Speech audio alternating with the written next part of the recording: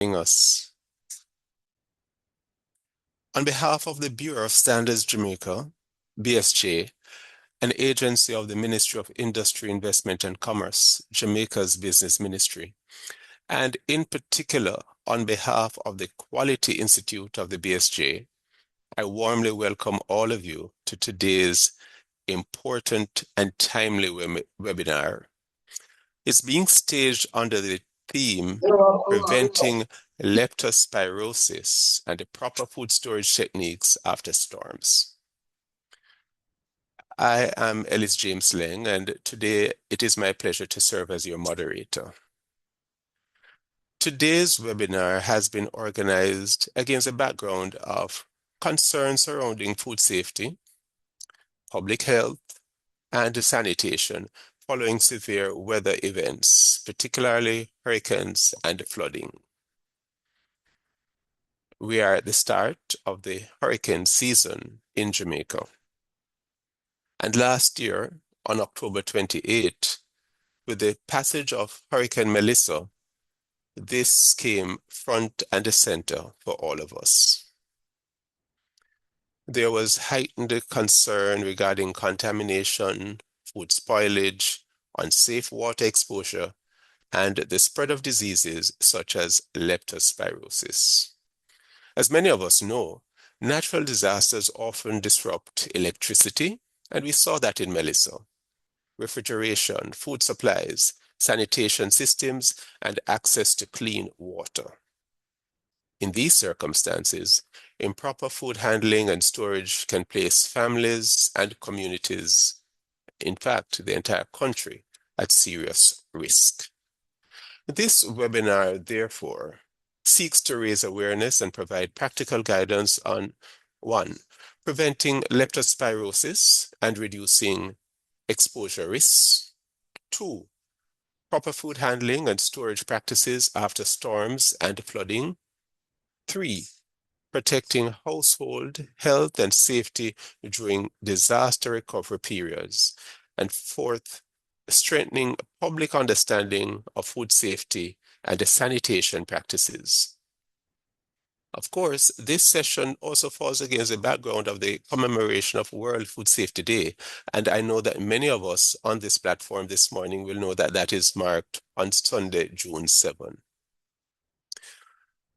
Some weeks ago, in preparation for the BSJ's essay and poster competitions, a similar session was staged for our young people, primarily focusing on those who were seeking to participate in the contests. But today's session has been curated specifically for the adult population. Of course, we are the ones who have the critical role of food preparation, purchasing food, household management, caregiving, and community leadership. The onus then is on all of us. We are delighted to have with us an excellent panel of presenters with extensive expertise in public health, food safety, veterinary public health, and food storage science. We thank our presenters and we thank all of you who have joined us today. Before we proceed, let me share a few guidelines to help all of us have a smooth and productive session. We invite you to keep your microphones muted throughout the presentations to minimize background noise and disruptions. We are all encouraged to submit questions using the chat feature during the presentations. We will address as many as possible during the dedicated question and answer segment. If you wish to verbally ask a question during the question and answer segment, please use the raise hand feature and we will acknowledge you accordingly. We have reserved approximately 20-25 minutes at the end of the presentations, or the presentations that is, for questions and discussion. Our presenters will continue to be available to respond to any questions that you may have. We also encourage all of us to complete the evaluation form, which will be shared after the presentations. Your feedback is extremely important to us as we plan future sessions, and we ask you to please complete the evaluation. At this time, we invite God's guidance and blessing, and we invite Miss Kimberly Powell, Accreditation Facilitation Officer, to offer prayer. Kimberly? Let us pray. Merciful Father, we thank you for bringing us together here to listen, participate in this important webinar. I pray that as we gather here, we give you thanks for your continued protection and for your provision, especially during times of natural disasters and recovery. As we gather here to share knowledge and practical guidance, we ask for your wisdom and for your blessing on the presenters and participants, as well as grant us attentive minds and open hearts so that we may learn valuable lessons that will help to safeguard the health and the well-being of our families, our communities, and this country. Lord, we pray for all those were affected by the passage of Melissa, both directly and indirectly.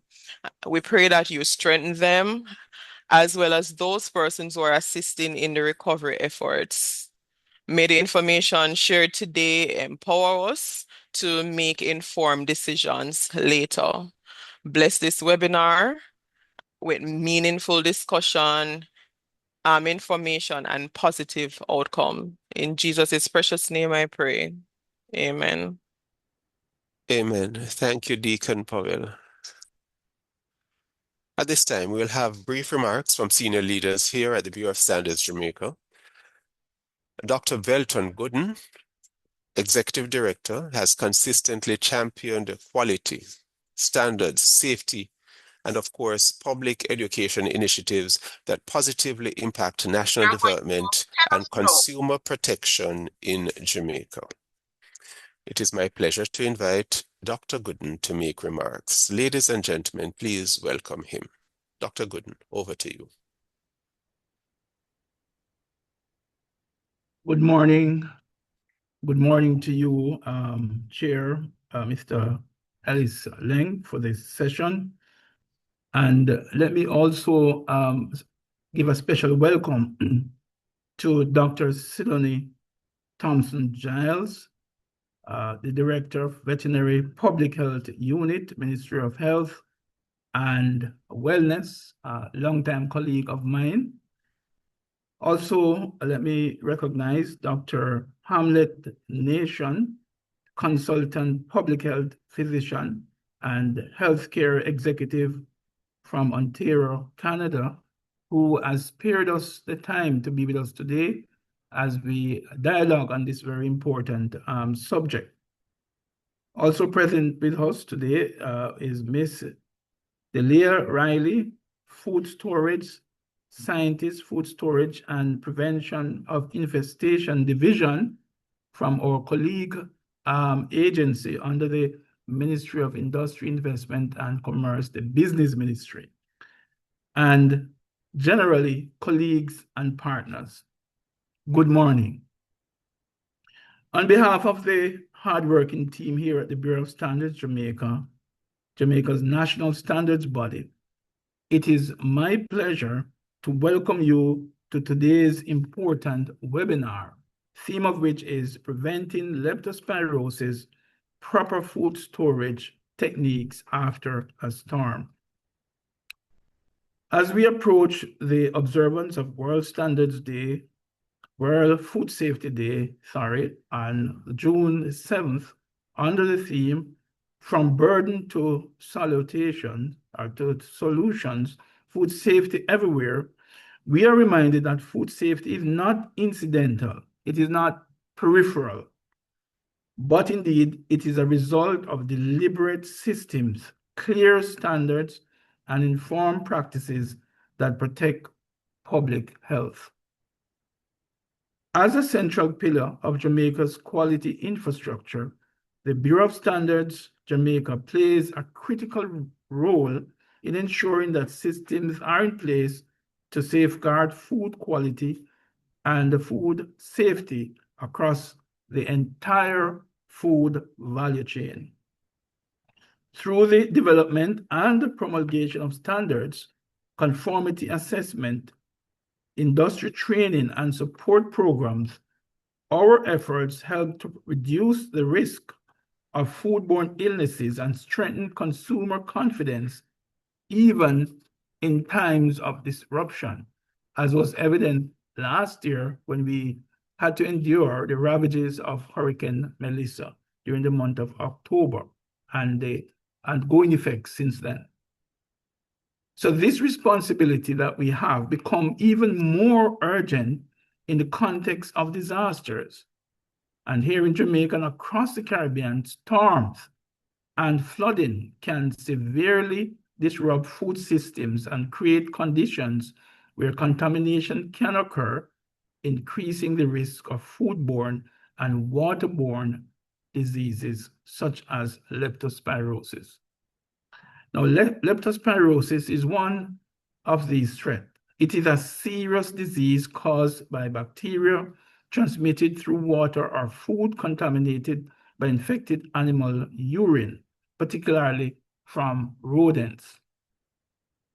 Following storms, when floodwaters infiltrate homes, farms, and food storage areas, the likelihood of contamination increases significantly. Preventing illness, therefore, depends not only on awareness, but on adherence to established standards and the practical guidance that supports their implementation. Today's webinar, therefore, reflects the Bureau's commitment to translating standards into clear, into actionable practices for the public. Proper food storage after a storm, knowing what is safe to keep, what must be discarded, and how to prevent cross-contamination is a critical intervention that helps to curb the spread of foodborne illnesses. In advancing this work, we recognize the importance of capacity building through the Bureau's Quality Institute, which is a training arm of the Bureau standards. We facilitate training and knowledge development to strengthen competencies across the various sectors. These efforts ultimately support the broader mandate of the Ministry of Industry, Investment and Commerce, under whose portfolio we fall, namely to facilitate trade both locally and internationally by ensuring that Jamaica goods and services meet required standards of quality and, of course, food safety. We also wish to acknowledge the contributions of our valued presenters and partners in this effort. In particular, we recognize our sister agency, the Food Storage and Prevention of Infestation Division, who will be presenting here today, whose work is vital in reducing contamination risk, especially in post-disaster environments, as was experienced since Hurricane Melissa, and to some extent still remains a risk that we have to deal with. And especially since June 1, we're now in a new hurricane season, who knows what will happen this time around. So we also acknowledge the Ministry of Health and Wellness, whose leadership in public health surveillance, response, and education is essential. Additionally, we take the opportunity to recognize Dr. Hamlet Nation, who continues to make us proud as a Jamaican serving in the diaspora as a public health specialist all the way in Canada. His expertise and contribution to today's discussion underscores the importance of global knowledge sharing and the strength of Jamaican professionals on the international stage. Special welcome to you, Dr. Nation. We look forward to your presentation later. Now, food safety is a shared responsibility, guided by strong national systems and partnerships such as these. We are also proud to invest in the future of food safety through initiatives such as our annual food safety competition, which engages students across the island. This year's focus on preventing leptospirosis through proper food storage highlights the importance of building a culture of safety from a very early and tender age. As climate change continues to increase the frequency and intensity of extreme weather events, strengthening our food safety system is no longer optional. It is essential to national resilience.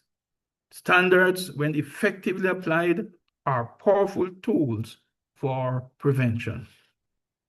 So, I encourage all participants today to engage actively, to ask questions. As the moderator suggests, there will be a special period at the end for you to do so, and to take away practical knowledge that can be shared within your homes, workplaces, and communities. In fact, wherever it is that you are, wherever it is that you traverse. By applying food safety, handling, and storage practices, we can significantly reduce preventable illnesses and protect lives. Together, through standards, partnership, and informed action, we can move from burden to solutions, ensuring food safety everywhere. Thank you again for joining us, and I wish you a productive and impactful session. And again, happy World Food Safety Day when it comes. Please enjoy the rest of the session. Thank you, Dr. Gooden. Thank you so very much for those insightful remarks and for, importantly, underscoring quality systems and its importance, public awareness, and food safety in protecting our nation's health, well-being, and all our people. Thank you so much. Ms. Safara Smith, Director of the Standards Division, continues to provide strong leadership in advancing standards development and implementation in Jamaica, and she has been instrumental in promoting safe practices across several sectors. We now invite Ms. Smith to offer her remarks. Please welcome Ms. Smith. Hi, good morning, everyone. Thank you, Mr. Leng, for that introduction. So good morning again, our participants. Special good morning to our special presenters, Dr. Nation, Dr. Sidney, and Dr. Riley, and Dr. Sidney as well. So thank you for accepting to join us today and making special presentation on behalf of the BSJ on this very important topic. To our guests, we welcome you all this morning and thank you for joining us. It is a pleasure to join you today as we discuss an issue that is critical to public health, consumer confidence, as well as business sustainability, preventing pest activity and ensuring food safety using standards. Before, I want to emphasize that part of it, before and even after serious or critical weather events. What is a standard really though? A standard, according to the International Organization of Standardization, ISO, is a document that provides rules, guidelines, or characteristics for products, services, or processes. Think of this as a reliable recipe or a blueprint designed to ensure that things work safely, consistently, and compatibly across the globe. Standard plays a fundamental role in preventing food contamination because they provide clear, internationally recognized requirements and best practices for maintaining hygienic food environment. Dr. Gunnar just spoke to the fact that standards do provide guidelines, they provide a benchmark really that is acceptable internationally. So if you are using standards locally, it is quite possible, it's very possible that you'll be able to meet other international, these international requirements and access international markets, right? So standards, we talk about the fact that they play a fundamental role in preventing contamination, and the fact that they create a hygienic environment to ensure that food remains safe. They help organizations move from a reactive pest control to proactive prevention, ensuring the safety of food. Pests such as rodents, insects, and birds, these are common vectors. We see them almost, different variation of them almost every day. We see the pigeons on the building. Think nothing of it. I don't know if anyone here remember a news item that was carried on our local channel talking about a container that was destined to leave at the port of the US, but it was found that the container was infested with bird droppings and all of that, and so it had to be taken and all of that. So similarly, these are common vectors, right? So pests such as rodents, insects, birds are more than just a nuisance. They are major vectors for contamination. They can introduce harmful microorganisms into food products, damage packaging, and compromise storage facilities, and ultimately threaten consumer health and market access. Food safety standards establish the framework needed to minimize these risks. Standards related to good manufacturing practices, very common. You'll hear this as long as you're in the food production industry. You should be familiar with good manufacturing practices. Sanitation, another very important part of processing. Sanitation is usually related or work closely with quality within industry so as to ensure that microorganisms that can spoil or cause illnesses are under control or eliminated, right? So sanitation, as well as facility maintenance, waste management. Sometimes we find that this is taken too lightly.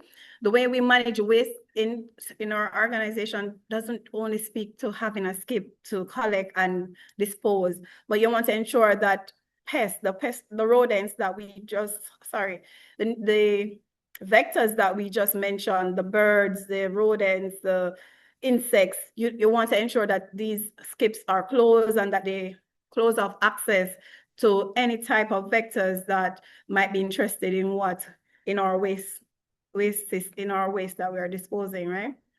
So storage and hazard analysis and critical control systems, commonly known as HACCP, help organizations identify vulnerabilities and implement effective controls before problems arise.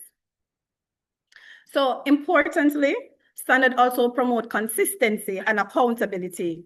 They ensure that everyone within the food chain, from the producers and processors to the distributors and retailers, understand their responsibility in maintaining clean, safe, and pest-free operations, right? And we understand all of this will lead back to, at the end of the day, having a safe food environment and preventing contamination and further on illnesses.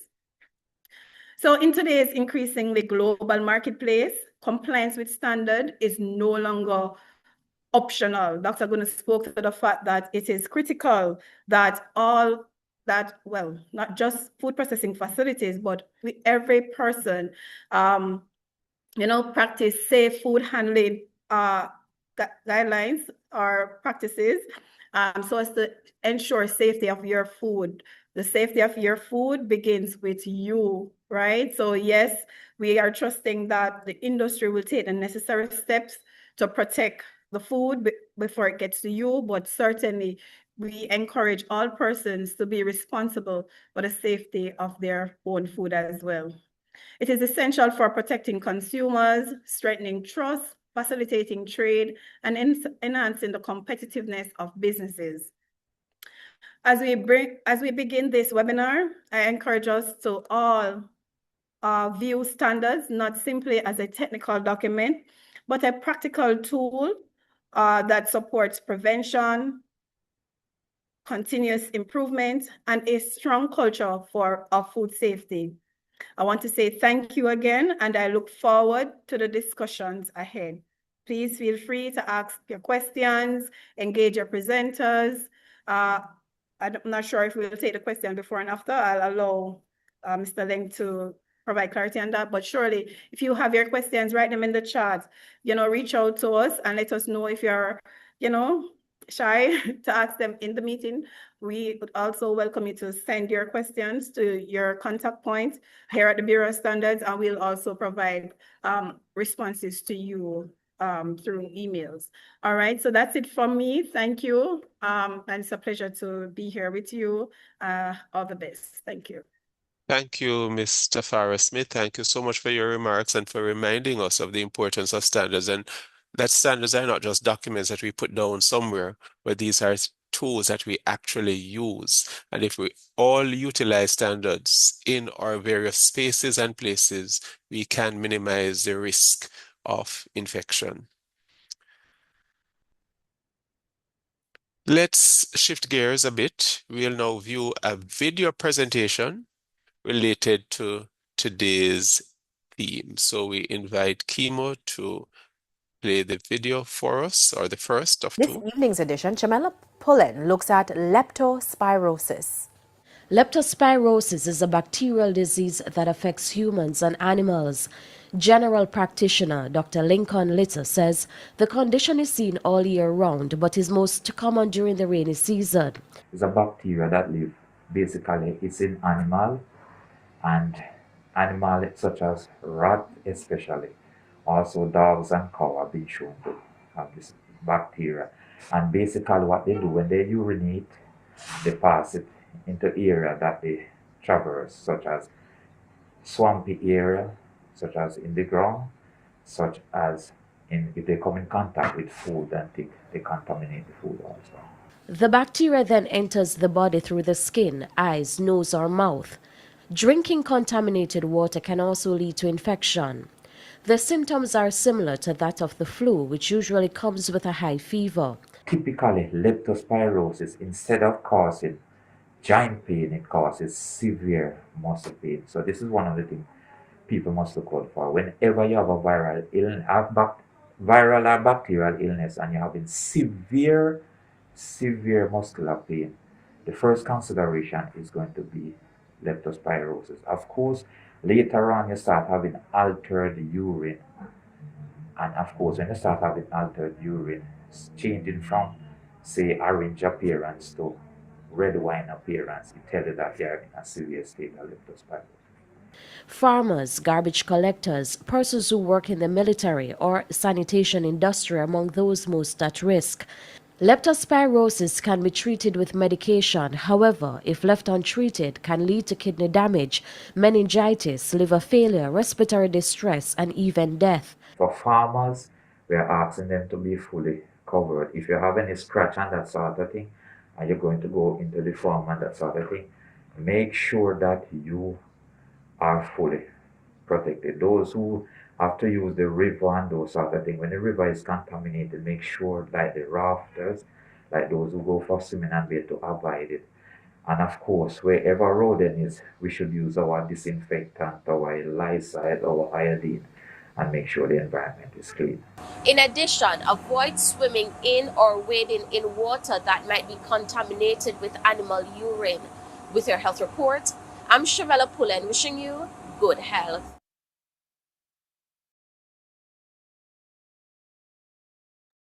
Thank you. And as we take a break from the news and return to our regular programming, but thank you for that. And I'm sure that that was very helpful in reiterating some of the messages that some of us do know, But here we are today using this opportunity to share on this very important topic. And it's important.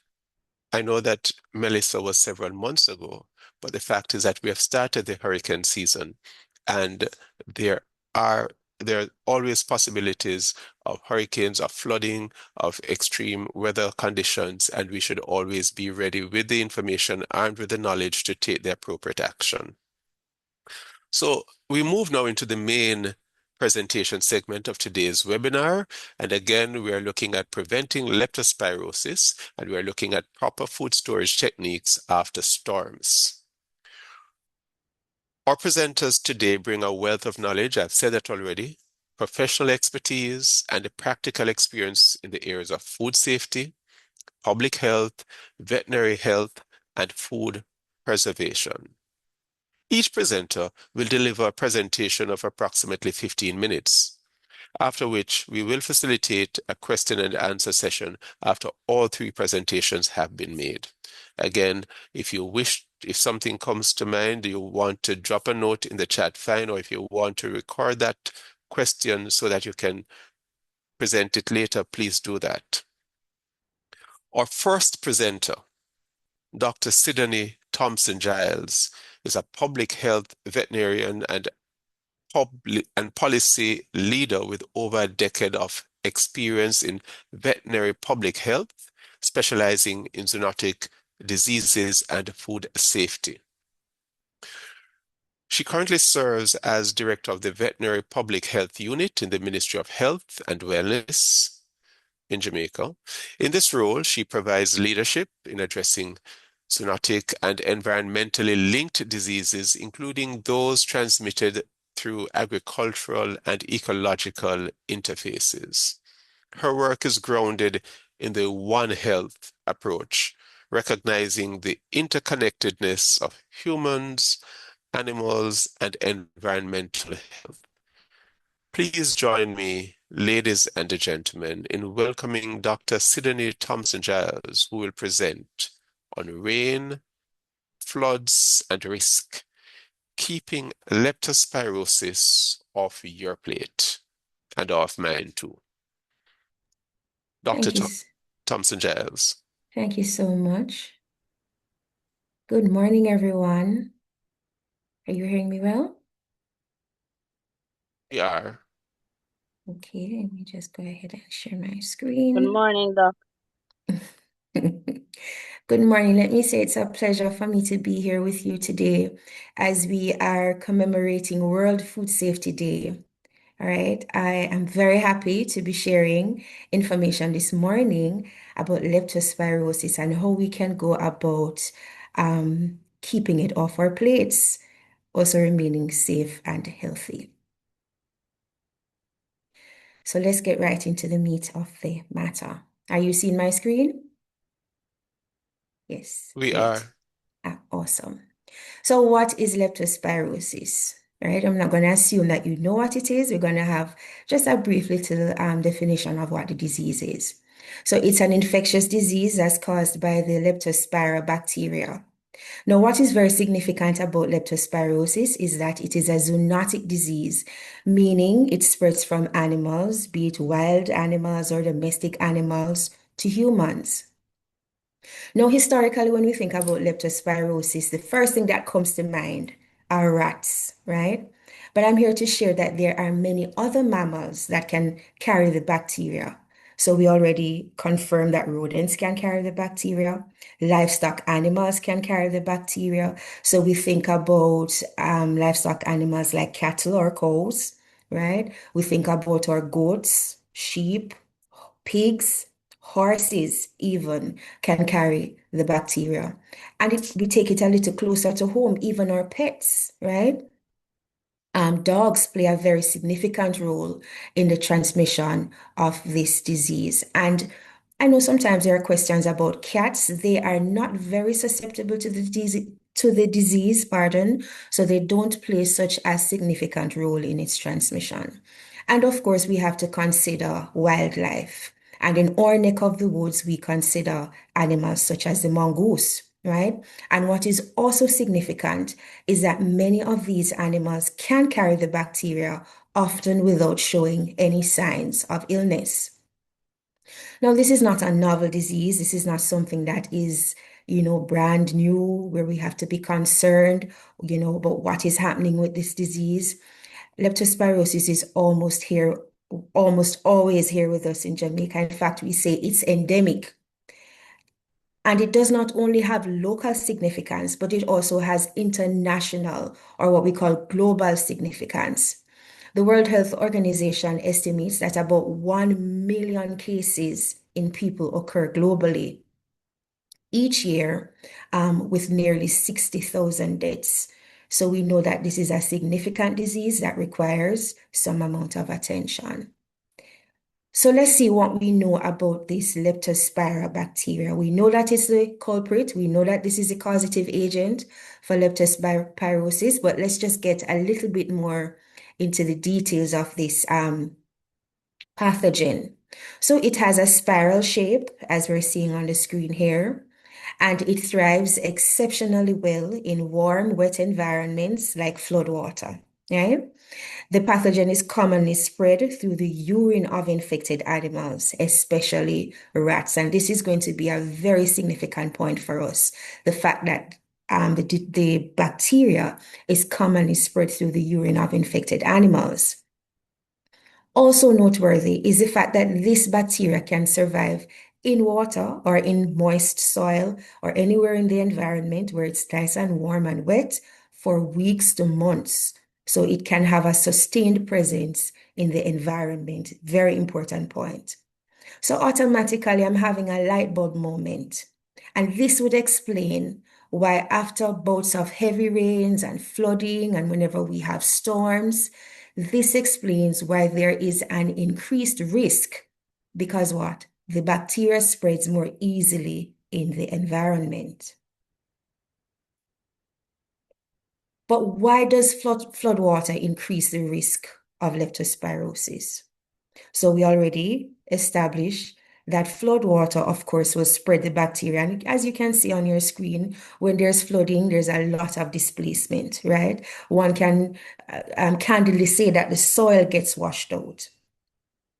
Or rodents are also displaced. And we know that they live in burrows or tunnels in the soil. And so when there's flooding or extreme rainfall, we find that they are displaced and they're naturally going to move to where it's nice and warm and where there's the abundance of food. And this is likely into our homes and other areas where we have food being stored. Also, after flooding, it's very likely that food and surfaces can get contaminated.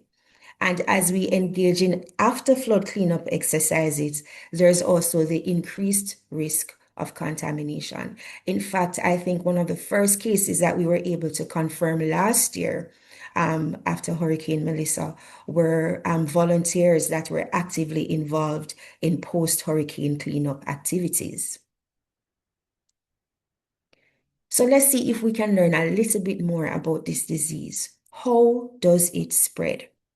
So we've already established that the bacteria are shed in the urine or other body fluids of infected animals, especially our rodents, right? And then we think about other animals like our cattle, pigs, dogs, other livestock animals that could be infected with the disease. Transmission occurs through contact with contaminated water, contaminated soil or mud, or even direct contact with urine or body fluids of infected animals. Transmission can, and this part I believe is not well known, but transmission can also occur via broken skin through mucous membranes such as our eyes or nose or mouth, or whether we've ingested contaminated food or contaminated water. So this is very important to the transmission of this disease. So what do we already know? We know that our goodly friends, our little rodents, the rats, they are a very significant reservoir or carrier for the disease. We also know that the bacteria has an affinity for water. It thrives very well wherever there is warmth and wherever the environment is wet, right? We also know that our livestock animals, to include cattle, pigs, goats and sheep, even horses, and even domestic animals like our pets, like dogs, can also be fall prey to this disease, right? We also know again that so these same animals, right, whenever they are drinking at water sources, they are likely to pass urine or other body fluids in these water sources that could put man at risk. And what kind of individual would this be? It could be based on the different activities that man generally is engaged in. So we think about activities like wading in flood water, swimming in rivers that may be contaminated with the urine of infected animals. And there are also professions that could be at risk, like my own profession, a veterinarian, right? A very high candidate on the list, right? Or butchers, public health inspectors, animal health technicians, even our plumbers as they come in contact with the soil, or crop farmers who are also intimately working with the soil, or livestock farmers working with animals, and even those that retrieve our domestic refuse, right? So our garbage collectors, sanitation workers, these are they that are most at risk. So what are some key facts to note? What have we already established? We've already established that the bacteria can survive in the environment for a fairly long time. So it has a sustained presence, right? We also established that the risk of getting a disease like leptospirosis or the risk of becoming contaminated with the pathogen becomes higher after flooding.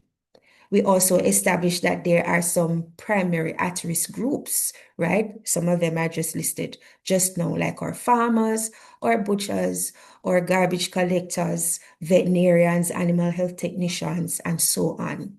And we've also established that a very significant part of the disease transmission process is that there is a contaminated environment. So, how does one know that they are having leptospirosis? As was mentioned in the video earlier, leptospirosis usually presents with flu-like symptoms, and sometimes it can be asymptomatic, and that's what is scary about this disease. Sometimes there can be no symptoms at all.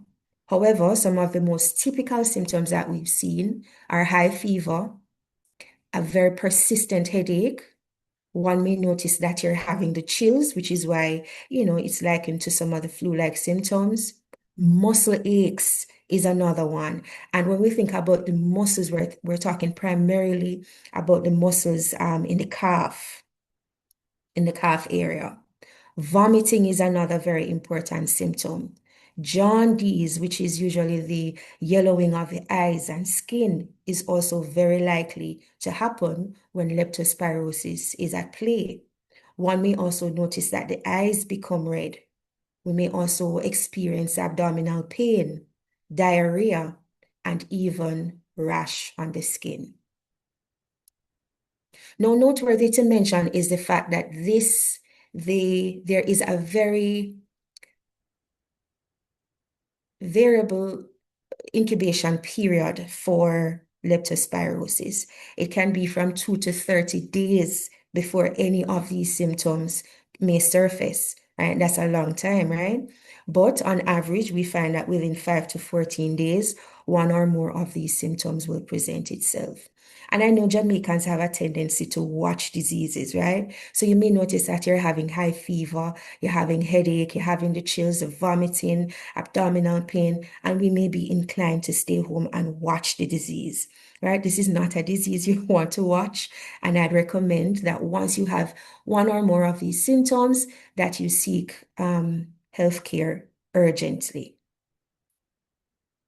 Now, if those symptoms that we just explored are not resolved, it's very likely that the disease can escalate into a more severe form of the disease, and we call it Weil's disease. And what exactly is Weil's disease? As I said just now, it's a more severe form of leptospirosis. And when this happens, we find that there is a more systemic involvement, right? We find that multiple organs become affected and may even start to shut down. So we find that it affects the liver, it affects the kidneys, sometimes even the lungs get affected. It causes yellowing of the skin and eyes, could even cause bleeding. And as was said by the doctor in the previous video, you may notice that even the urine changes the color and starts to present, like a wine red, or you may notice that there's blood in the urine. And of course, organ failure. Ultimately, one can die from Weil's disease if the matter is not resolved. No, it's not all doom and gloom, right? Yes, it's a serious disease. Yes, it requires urgent attention, but there is hope. Treatment and recovery are possible. Now, early treatment works best, which is why, I'm prompting you, please do not stay home and watch this disease. If any of these symptoms persist, we recommend that you go and speak with your healthcare provider, because early treatment works best. Now, because the causative agent of this disease are bacteria, antibiotics have been proven to be very effective. Noteworthy is the fact that severe cases will need hospital care. All right, so this is not something that you want to stay home and drink herbs and, watch it and see if it's going to resolve on its own. Severe cases will need hospital care. And most people recover fully when there is prompt treatment. So it's not all doom and gloom. Why does this matter? Why are we even having this discussion about leptospirosis now? What is the context in Jamaica? So last year, on the 25th of November, our Minister of Health declared that we had a leptospirosis outbreak in Jamaica. And of course, this followed the passage of Hurricane Melissa. Very important. And we already established the link between the heightened risks of diseases like leptospirosis following bouts of heavy rain and flooding. Why are we having this discussion now? What is happening now in Jamaica? Today is the 4th of June, right? And we know that from the 1st of June through to the 30th of November, we operate in what we call the Atlantic hurricane season. And if you think about it, that's clear 6 months of the year, right? So for half of the year, we are operating in hurricane mode. We know that when the hurricane season comes, there is the likelihood of increased rainfall, which can lead to increased flooding. We know that storms and hurricanes are likely. And even as climate change is ever present, we know that there is the evolution of what we're now seeing. We're having phenomena like rain bombs, right? Where we have these short bursts of rains that lead to extensive flooding. So this is something that is happening right now, and that is very significant to us. We can't not pay attention to the current season in which we are operating. Now, on the screen, we have a young man clearly walking through a flooded area. And it's not by chance that I've opted to use this photo, okay? And I really don't want to drive fear into anyone, but the statistics are there. It's real. We found that males are by far more likely to have leptospirosis than the female counterparts, all right? And this is not unique to Jamaica. This is statistically happening globally, right?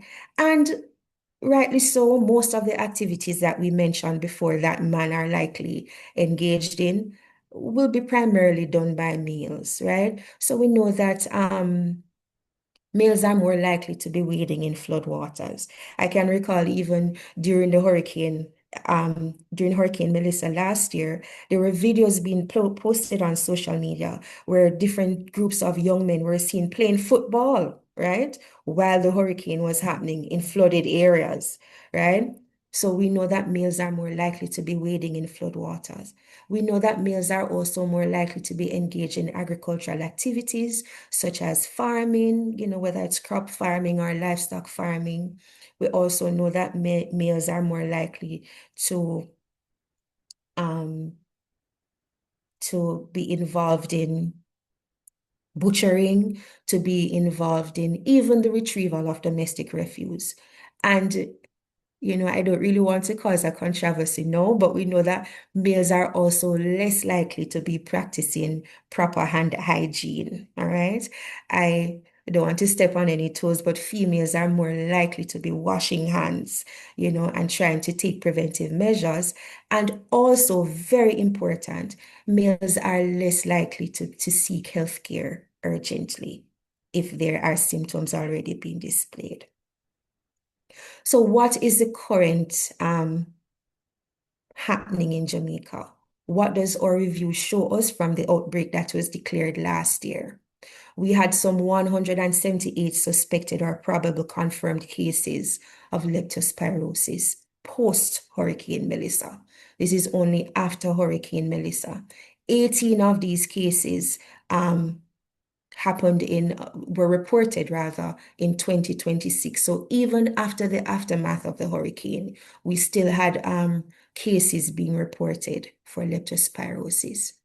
Of this 178, 47 cases have been confirmed via the appropriate laboratory tests. So we know that we certainly had 47 cases.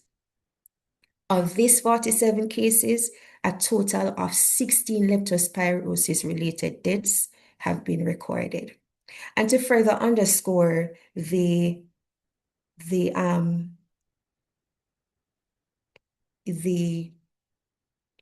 likelihood of males being affected by leptospirosis, of these 16 related deaths, 15 were males and only 1 was female.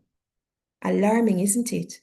Of this 178 suspected probable cases, 138 were males and 34 were females. So males, if you're on, please while we all have to exercise caution, we want to take a special moment to say, males, you need to take extra precaution for this disease, all right? Not trying to be gender biased or anything, but the statistics do not lie.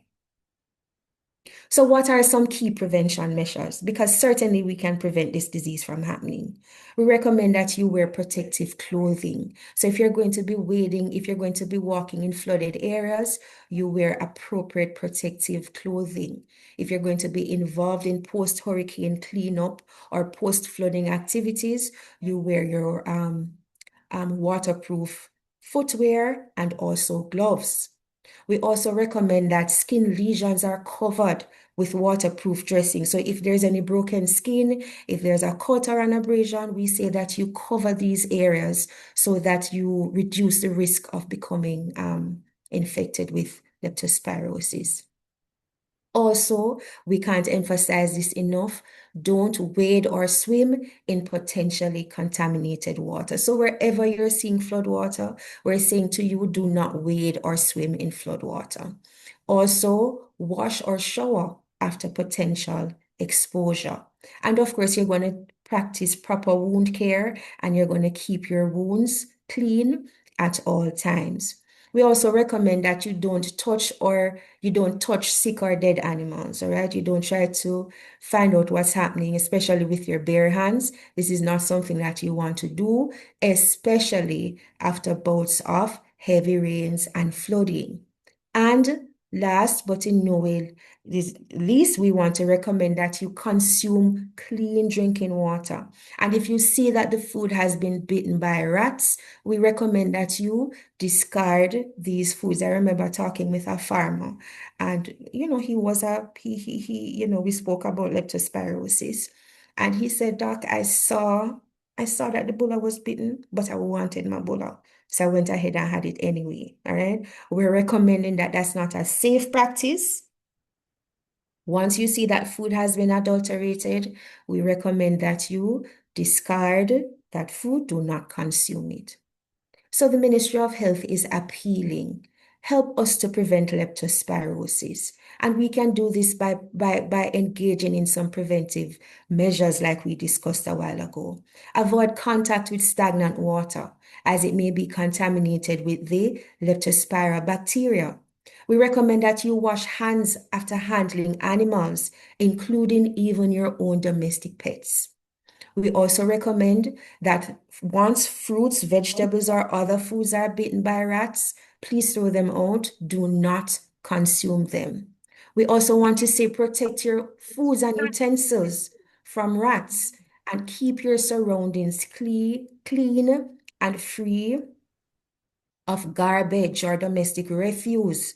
Very, very important because we know that this will cause harborage of the rats and may even cause them to proliferate even more. We also say boil all water taken from ponds, rivers, tanks, roofs, and runoffs because we know that a lot of people now are living a sustainable lifestyle and maybe practicing rainwater harvesting. So once you are taking water from any of these sources, we say make sure that all this water is boiled. Once it's going to be used for drinking or washing fruits and vegetables or even for bathing, because remember we did say that if you have broken skin and the water is contaminated and it comes in contact with your broken skin, there's a likelihood of getting the disease. We also recommend, I'm reiterating this one, that you wear gloves and water boots, and we want to make sure that the water boots that you're wearing are not lacy, right? They are not filled with holes, but that they are whole so that they do not allow for contaminated water to come in contact with your skin. We spoke about the symptoms already, but we're going to reinforce them again. High fever, severe headache and/or other body aches, and especially the calf muscles, chills, nausea and vomiting, flu-like symptoms, and of course, jaundice. Now, if you have or observe these symptoms in any family member, the Ministry of Health and Wellness is saying, please visit your doctor, visit your healthcare facility or your clinic immediately. Right? We also know that leptospirosis is spread by eating foods or handling water that has been contaminated by the urine of an infected animal. Right? This is our clear messaging to you today. And we're not going to leave you without hope. Should you want any more information about leptospirosis, feel free to contact our Health Promotion and Education Unit. We also have our Public Health Emergency Operations Centers. We have a hotline that is still available, still working. You can call the number on the screen, and you can also visit our website and our social media pages for updates on different diseases. And lastly, once there is any suspected cases, we recommend that such reports are made early to the local health authorities. So, before we end this presentation, let's just clear the room a little bit. Let's clear some common myths about leptospirosis. One is believed that leptospirosis are only spread by rats, and we already established that there are livestock animals like cattle, pigs, sheep, goats, even horses could play a very important role in the spread of this disease, not to mention our domestic animals like dogs and even wildlife like mongoose. Another myth, you can only get leptospirosis by drinking dirty water. Not so. Remember we said that once you come in contact with water or soil that has been contaminated with the urine of an infected animal, if there is broken skin or you touch your eyes, your nose, your mouth, and you know these mucous membranes are exposed, it's likely that you could become infected with the disease. Another myth that we want to clear this morning is that only people who work with animals can get the disease. And this couldn't be further from this. Absolutely is not true. Remember, we said that sanitation workers are at risk.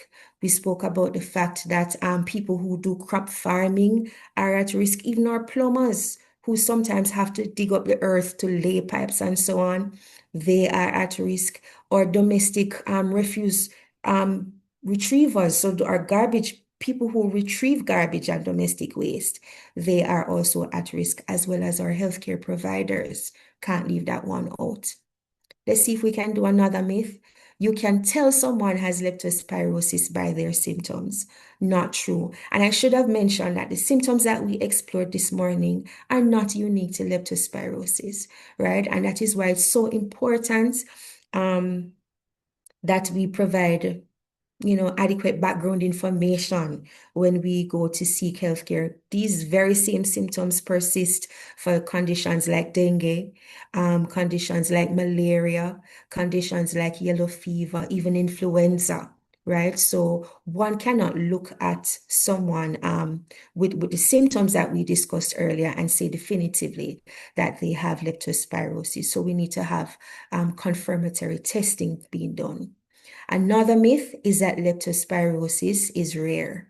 It really isn't. In fact, we already established that the disease is endemic to Jamaica, which means it's almost always here. But risks of getting the disease by far heighten after bouts of heavy rainfall and flooding. And the last myth that we're going to dispel this morning is the fact that the disease is always fatal. Remember, I said I didn't come to bring doom and gloom. There is hope and there is life after leptospirosis, right? But one has to seek healthcare early, right? Once we're able to detect the disease early, then the outcome will be more favorable. So if you believe that we have dispelled all these myths, I'm going to ask you to just put in the chat #ratified, right? It has been ratified that these myths are dispelled this morning. Common myths about leptospirosis. Now, it would be remiss of me as a public health veterinarian to not underscore the importance of a concept like One Health, right? And One Health basically looks at the interconnection between animal health, human health, and environmental health. And certainly, leptospirosis is one of those diseases that lends itself very beautifully to a One Health approach. So prevention would not just be about individuals taking preventive measures. We have to think about how our communities work together, how we work with environmental health, how we interconnect animal health and human health. And with that, ladies and gentlemen, I thank you. If there are any questions, I ask that you put them in the chat so we can dispel any other myths or any other queries that you may have. Thank you so very much. I think that one of the myths you did not dispel is that rats look ugly, because all of your rats look very attractive and they could go on to win some competition in the Miss World or Mr. World. But thank you so very much for this presentation. Really very helpful, very beautifully, simply presented. And I think that all of our audience, whether technical personnel or just the ordinary man in the street like myself, benefited today from this presentation. Really appreciate it, Dr. Giles. It was informative and certainly helped me to understand better some of the risks associated with the disease and measures that we can take. And I particularly appreciated the myths that you sought to dispel at the very end. I appreciate it. And as we continue on this ratified journey, and I almost spelled ratified R-A-T-T-Y, but as we continue on this ratified journey, our second presentation, Preventing Leptospirosis After a Storm, will be made by Dr. Hamlet Nation. He's currently the Chief Executive Officer of Parview Services for Seniors in Ontario, Canada. Now, Dr. Hamlet Nation is a consultant public health physician and an international public health consultant who has served here in Jamaica as a medical officer across the Southern Regional Health Authority and in private clinical practice. He has experience in infectious disease epidemiology, environmental health, outbreak investigation, and brings extensive experience to this session today. He'll share valuable perspectives on health protection and safety considerations following disasters and emergencies. Ladies and gentlemen, it is my pleasure to welcome Dr. Hamlet Nation and to ask you to join me in welcoming him. Dr. Nation. Thank you so much, and I'm hoping you're hearing me well. Hearing you clearly. Thank you to the Bureau of Standard for their invitation to be a part of this webinar. And thank you, Dr. Giles. I think she went over a lot of the content in relation to the actual presentation, etc., around leptospirosis. So I'll try to focus not on the things that she has covered, but to highlight some of the other things. In terms of background, I know the presenter spoke about my background in public health in Jamaica. And one of the first things that as a public health doctor working in the rural community of Chapelton, at Chapelton Hospital that I saw, I remember there's a young man who came in looking very ill and had yellowing of the eyes. He was about in his middle 20s, 30s, presented as a young doctor working in Chapelton Hospital with yellowing eyes. And I'm thinking, what do I do with this person? So when you work in the setting in Jamaica, you'll realize that a lot of the time you'll have similar occurrences with persons, especially younger men, who will come in with flu-like or severe or yellowing of the eyes or looking ill, and you're thinking, what is it? What's the diagnosis, and how do you treat with them? Now, leptospirosis, after a storm, there is a significant connection between the storm and the occurrence of these incidences, because it's not only a clinical issue. After a disaster, after any public health disaster, the storm condition drives and helps to multiply the effects. And Dr. Giles spoke about how the bacteria spreads in water, in mud, in all those things, and the storm disrupts all of that.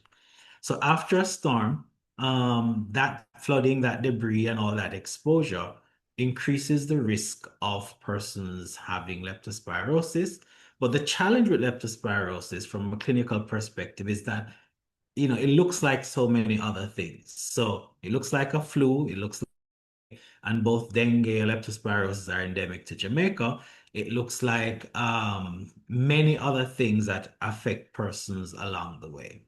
So when you're thinking about a diagnosis as a clinician, you're thinking, is this person just having a flu? Is it that they're having dengue? Because after a storm as well, dengue is one of those things that appear because we have significant mobilization of the mosquito population, the Aedes aegypti mosquito, and therefore that also affects the possibility of dengue and other outbreaks occurring after a storm.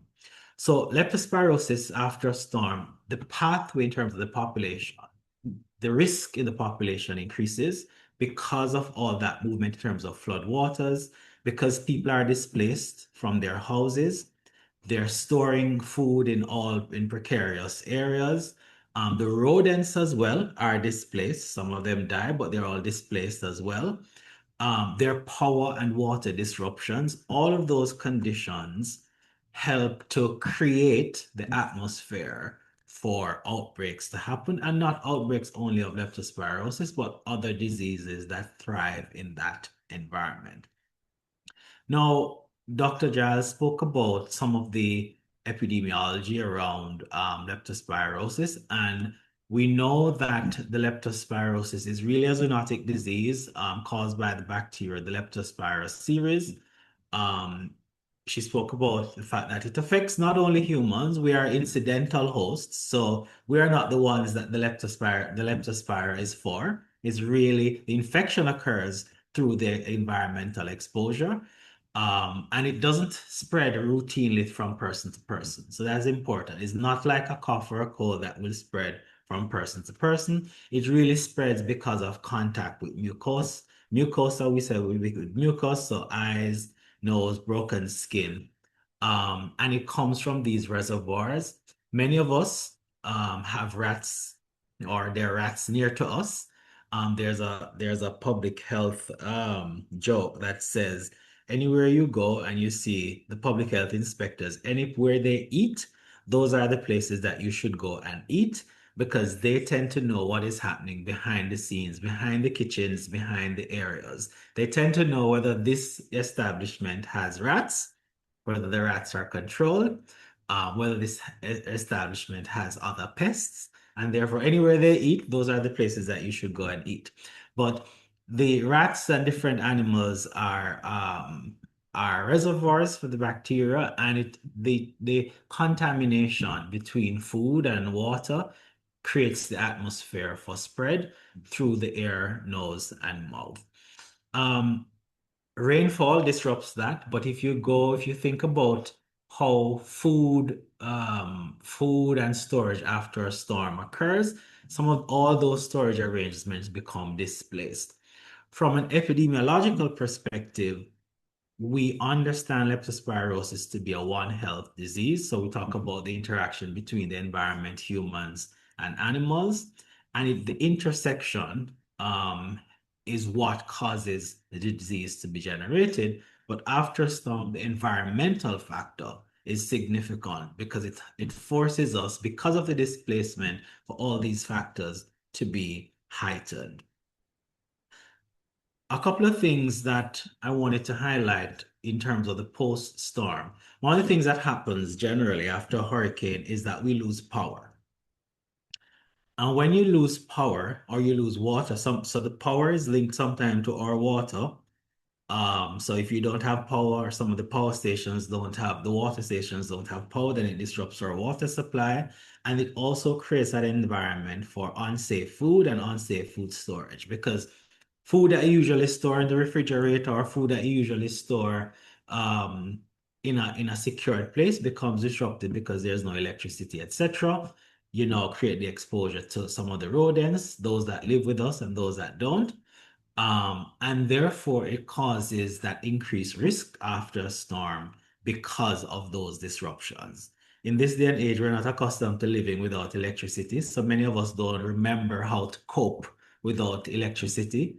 Many of us don't know how to boil water when there's no NWC water, or many of us don't know how to use chlorine to ensure that our water becomes safe when there is disruption in our water supplies, etc., etc. Because we've evolved as a society that we've had these common amenities that sometimes when they're disrupted, we don't know what to do. And it also ensures that our risk is enhanced. There's also a disruption in healthcare services. So because there's a disruption in healthcare services, you're having all these symptoms and all these things that are happening, and you don't know where to go, or you're not able to access the healthcare services that you need. And those disruptions create issues in terms of diagnosis, in terms of treatment, in terms of testing, as well as reporting. Think about it. One of the things that we highlighted was the fact that if you get treated early, you're more likely to recover. But if it is that you're not able to access treatment early after a hurricane, after a storm, then you're more likely not to recover well, or you're more likely to go into some of the complications. So it is important, the preventative part, ensuring how we boil water, how we chloridize water after a storm to ensure that our water is safe and clean, how we store food. Those are important things post-hurricane or post-storm to ensure that we remain safe, because the rodents are displaced, we are displaced, our lives are in a disruption because we don't have access to amenities and services, and therefore those things place us at greater risk. So who are most at risk? Dr. Giles spoke about those who clean up. So the persons who clean up after a storm. And when we say the persons who clean up, all of us clean up. So think about it. When you get a storm, your place got damaged, and there's water and flooding and etc., etc. Our natural instinct is, one, to clean up afterwards, or to go to somebody's home to see what has happened and to try and support them. And therefore, all of us who are in that process are at greater risk in terms of exposure. So what this means that we're going in contact with material, with water, etc., that has been displaced, and therefore we are at greater risk of getting leptospirosis. Now, it's not that the exposure itself alone is going to give us the disease, but in storms as well, you get cuts and bruises and all these things when you are cleaning up. The rodents also move around and start going into the food and all the supplies that we're not storing safely, and therefore that risk increases. There's also a set of persons who are at greater risk due to age. So older adults tend to be at greater risk of developing leptospirosis. Persons with existing chronic diseases such as kidney disease, liver disease, or general hypertensive diabetes, non-communicable diseases. Persons with existing chronic diseases tend to be more at risk for these infections. Pregnant women, they need to exercise clinical caution as well. Persons who are otherwise immunocompromised, so your diabetics, persons with immunocompromised states, so people who are on chemotherapy, people who are taking steroids, those persons would be at greater risk of getting the disease. And the reason they're at greater risk is that because their immunity is lower, if they're exposed, then there's a likelihood that they will develop the disease. And of course, people who delay, so there's a tendency in Jamaica to watch and see. And because of how leptospirosis presents, you have a little fever, you feel like, I'm getting a little cold. So let me watch and see a little bit. And sometimes we watch and see too long and end up presenting late. We spoke about the fact that most persons present with fever, so more 90%, and muscle pain. However, I want to highlight those who don't present with fever. So those who don't present with fever often present with other symptoms, so GI symptoms, gastrointestinal symptoms, redness of the eye, the dark urine that we talked about.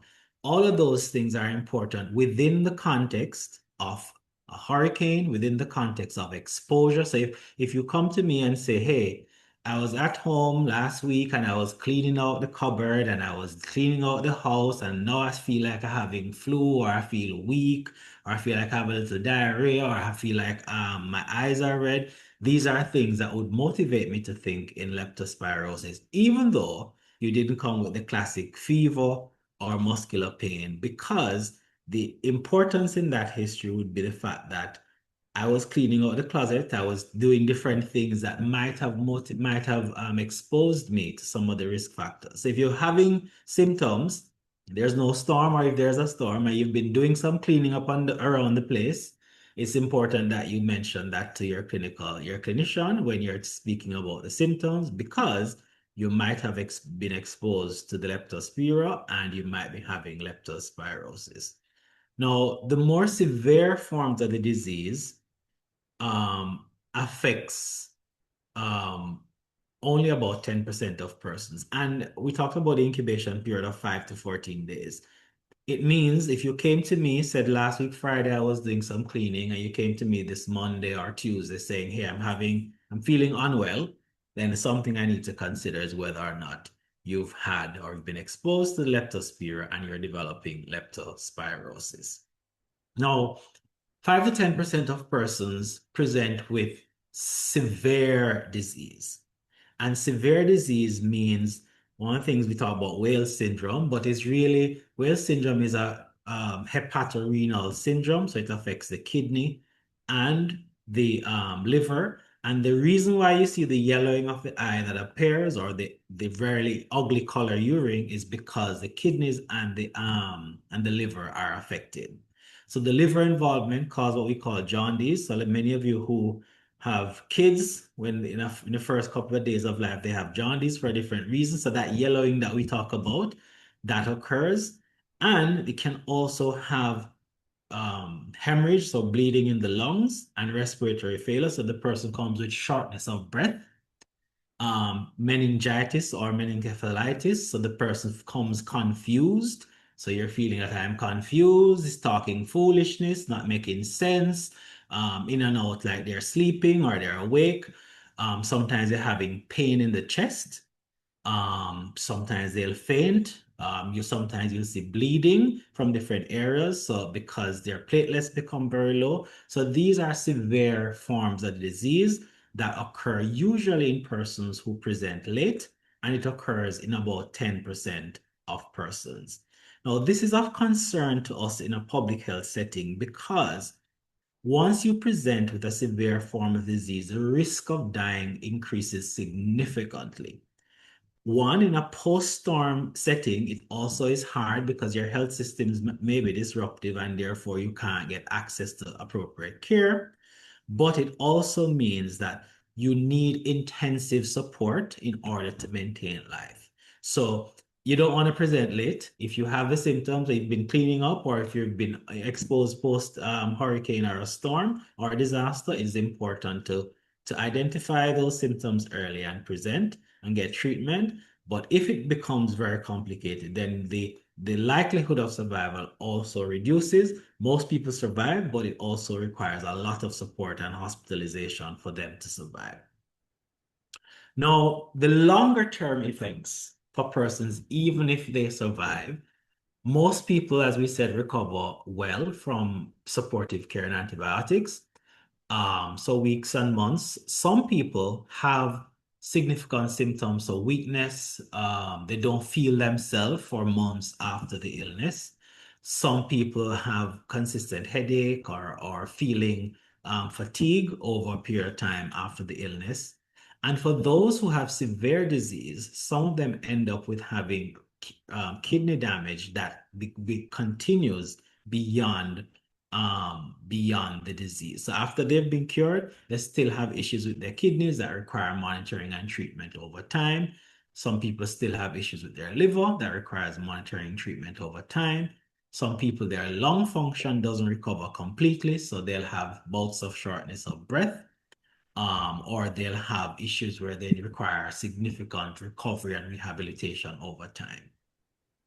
Now, and this time period can vary between months and years, and some people don't recover without permanent damage. Now, we understand that the reason in terms of our surveillance systems why leptospirosis is underreported is because most of the time the symptoms look like other things. So as we said, it looks like you're having a virus, it looks like you're having a cold, have a little fever, they give you a little tea or some, a cold shower, and people feel a little bit better the next day. And if the symptoms are mild, they do not reach the health system. So even though we talked about outbreaks and we talked about the fact that it's endemic to Jamaica, most of the cases of leptospirosis do not get reported to the healthcare system. Because if you think about it, if you have a mild illness, you go to the doctor, he gave you some antibiotics, sent you home, you got recovered. It might have been leptospirosis, but there's not a lot of testing that is done outside of outbreaks. Now, the lab, some persons, when they present late, they often forget the history of, unless it's within a context of a storm, they often forget the history of, okay, I was doing something that exposed me. And it really depends on laboratory confirmation. That is not always available. It's very difficult outside of the public setting to get lab confirmation for leptospirosis. And when you look at most of the outbreaks, in the initial part of the outbreak, you'll see a lot of testing done to confirm, but once an outbreak is declared, then a lot of testing doesn't occur. People start treating symptomatically. Now, in Jamaica, generally, we have about 150 cases that are reported per year. We talked about the fact that post-Beryl, we didn't have an outbreak, but post-Melissa, we had an outbreak of leptospirosis. Dr. Jazz spoke a little bit about the numbers, but what is important that within the numbers, so the parishes that were overrepresented were St. James, St. Catherine, and Manchester. We have to be careful sometimes about the parishes because it also represents where people went sometimes to seek care. So even though St. Elizabeth, Westmoreland, and those places were significantly affected, it might be that people went to other places to access care, and therefore sometimes that information is captured in that way.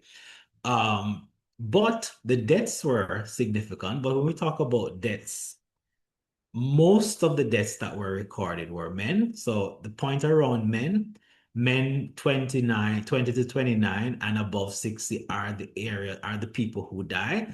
And it goes back to our risk groups that we talked about. So older adults, so people 60 and older, and those who have environmental exposure. So think about a storm. Those are the people who are cutting the trees, getting exposed, etc. And therefore, they are part of that cleanup effort. And therefore, they are the ones who are at greater risk of dying. Also, Dr. Giles spoke about the fact that they come to doctor late. Most men don't go to the doctor unless one particular organ is affected. And usually, leptospirosis doesn't affect that organ, and therefore they don't present unless that is an issue there. They usually feel that they're okay, it's just a flu or flu-like symptoms, and they'll be okay until they present late with the complications, which ensures that they're at greater risk of dying. Now, in terms of takeaway, one of the things I want us to recognize is that leptospirosis as a disease is very preventable. The risk is increased because of the environmental exposure. But I don't want us to think that the only time leptospirosis is a threat is after a storm, because sometimes, because we're going into hurricane season, etc., we are focused on it. And sometimes people say, oh, it's just a hurricane thing when water is moving around, etc. Leptospirosis is always around us. So even if you're thinking about your own home and you're doing cleanup at home, sometimes when you're doing cleanup and you find the rat spillings and all these things and you're exposed to that, it's important to consider that as well. I know we're speaking about the storm, post-storm, but think about it within the context of cleaning up as well. Most of the cases are mild. However, if you have a history of doing that sort of work or that sort of exposure with certain animals as well, make sure you tell your healthcare provider that this is something that has happened. So say to them, hey, I was doing this. So it's something that they can consider when they're thinking of what to treat you for. So they don't think of it as a cold or a flu, but you might be exposed to leptospirosis. The third thing to think about is, even though most people have an acute viral illness, do not think that because you don't have a fever and muscle pains that you don't have leptospirosis. So the history is very important. So saying what has happened is very important. Surveillance, the challenges that we have with surveillance, we don't have the capacity to test everybody for leptospirosis generally. A lot of the diagnosis is clinical, so it's important that you say what has happened and your clinician has a high suspicion rate. However, after hurricanes and disasters, we're looking at it a little bit more. So you'll see the ministry send out information to say, hey, take care on leptospirosis around the water, etc. The protective devices help. So ensure that if you're going to have to do that sort of work, that you're utilizing your protective devices. And we can't stress this more than anything. Seek help early, seek care early. Seeking care early might be the difference between a severe versus a mild form of presentation of the disease. So think about leptospirosis in all that you do, because it's endemic. Think about it before the storm, after the storm, and think about it when you're just cleaning up around the house. Make sure that you're staying protected. And men, please seek care early. Don't wait until other areas are affected before you seek care. Thank you so much. And these are my references.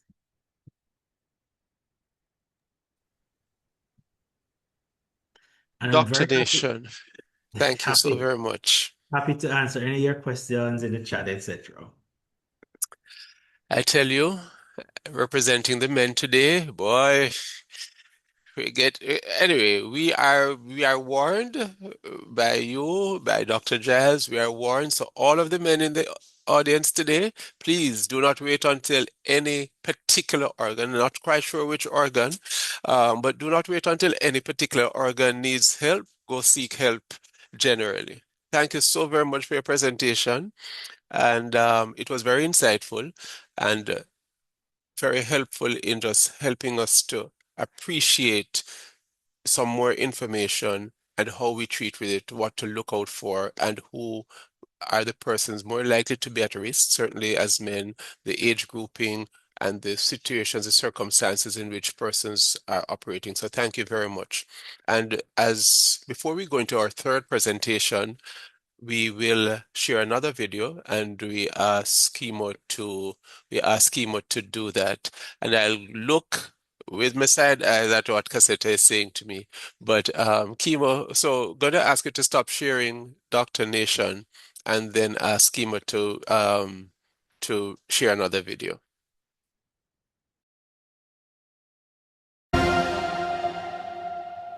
Welcome back. Continuing the news, following the passage of Hurricane Beryl last week, medical experts are now warning persons to beware of leptospirosis risk from contaminated water and soil. Shamala Pullen tells us more in this evening's health report. Leptospirosis is a disease caused by bacteria. It affects people and animals and can spread in the urine of infected animals. It will give you initially the flu-like illness symptoms, the fever, the headache, the chills. But one of the features sometimes also is jaundice and, of course, the necessary blood work that you need to do to confirm the diagnosis. It requires a high level of suspicion based on the history and the exposure for the individual. So persons in farming communities and so on, persons in environments in which they have rat infestations or in close proximity with animals, those would be at high risk. It generally takes 2 to 30 days to get sick, and the illness can last from a few days to several weeks. People are susceptible to leptospirosis after a hurricane or flood if they come in contact with contaminated water or soil. Complications can include kidney failure, meningitis, ultimately death. It's a bacterial infection, so it is responsive to antibiotics, but not necessarily readily so, which is what makes it a little risky once you do get leptospirosis. Leptospirosis is treated with antibiotics, which may help prevent severe illness. Pay attention to your food storage, and you want to try and as much as possible eliminate or minimize the risk of the contact with animals, particularly rats. Don't make the mistake of thinking that you've cut off the piece that's been bitten by the rat and it's okay. It's the part that has been urinated on, which you can't see, that contains the leptospira. And that's the problem. So essentially, you really want to maintain fairly strict hygiene and to minimize risk of contact with the animals. With your health report, I'm Shamala Pullen wishing you good health.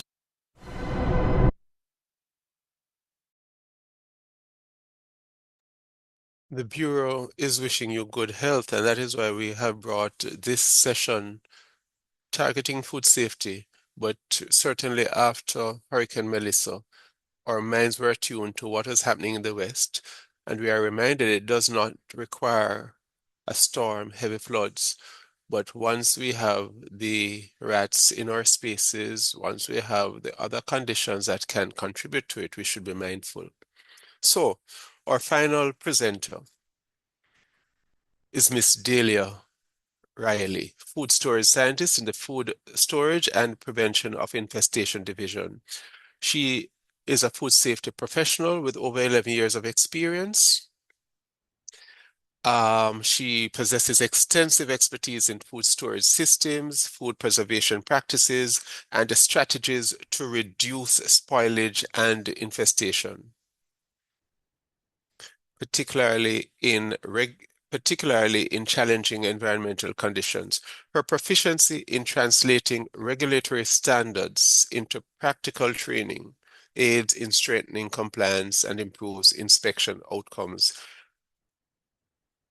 She was she was instrumental in simplifying so many of the concepts for our young people, and just indicating that we had over 240, maybe 250 entries in our essay and poster contest this year. So thanks to all of our schools, our students who participated, and thanks, Ms. Riley, for the way you presented, simplifying the message for our young people. So ladies and gentlemen, please help me welcome Ms. Delia Riley, who will present on preventing leptospirosis, proper food storage techniques after a storm.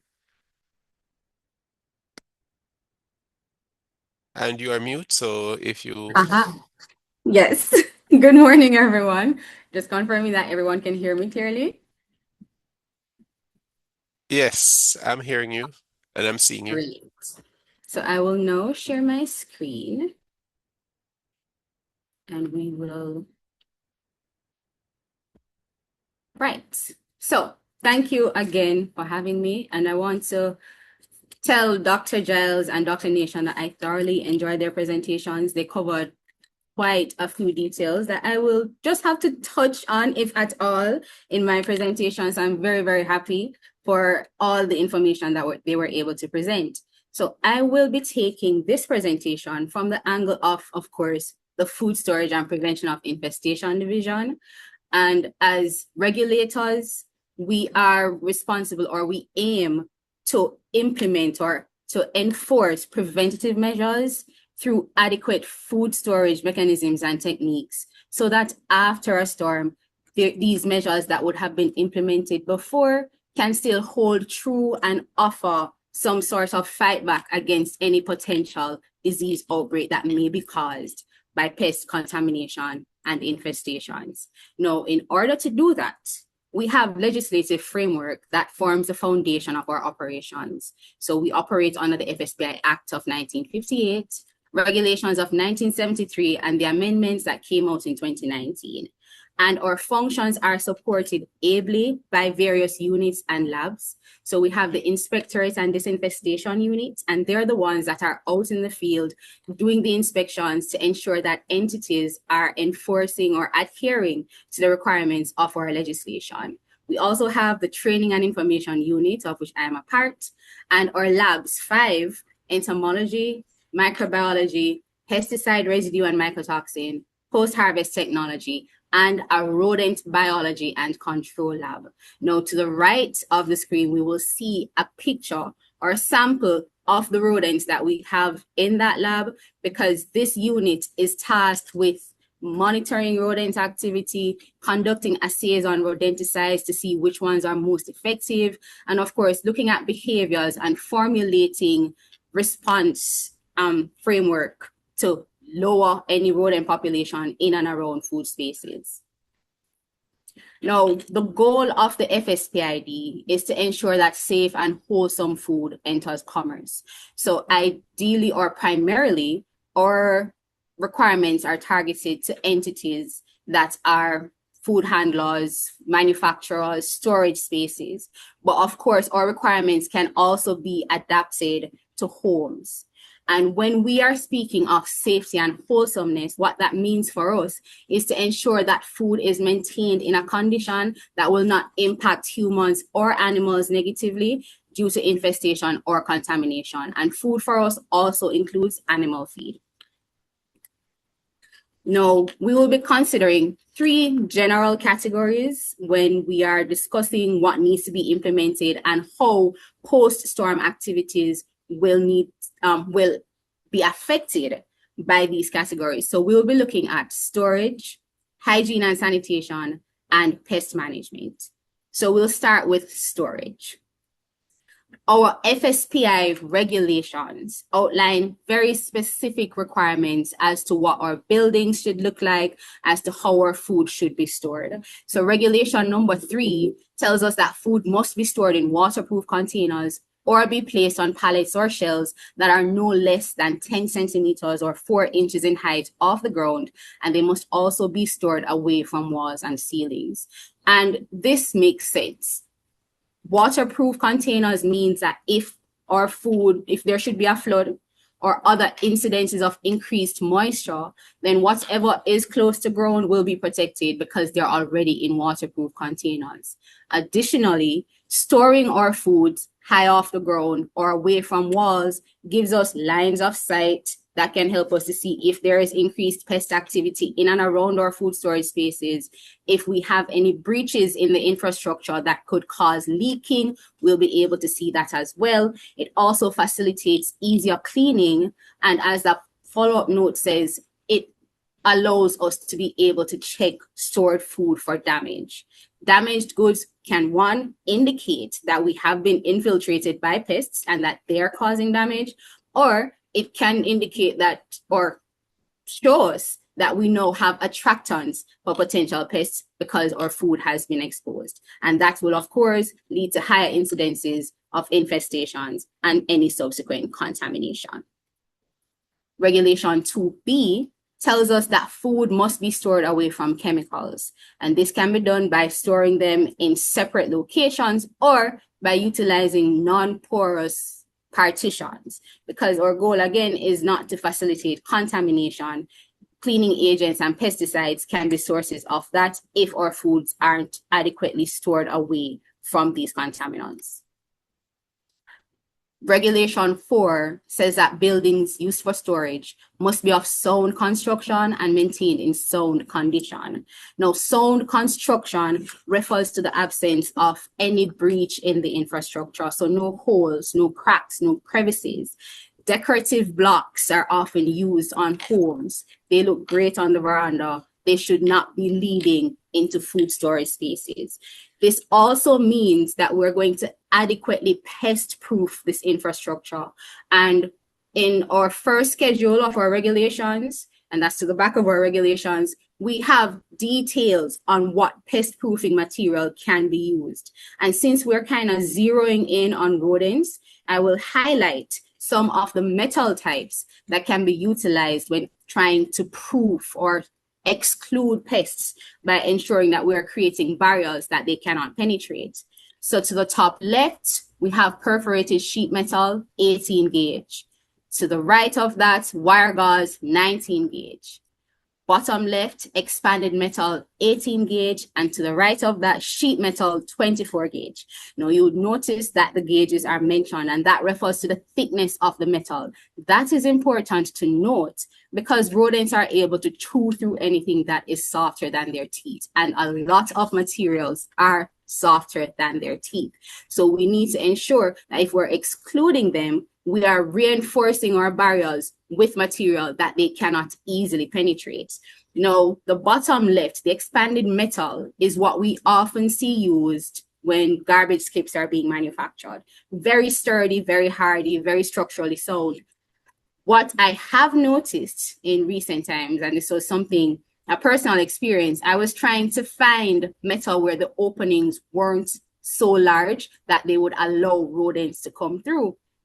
They had 1/2 inch to 1 inch openings. Rodents, especially the juvenile portions or the juvenile members of the rodent species, are able to go through anything that is greater than 1/4 of an inch.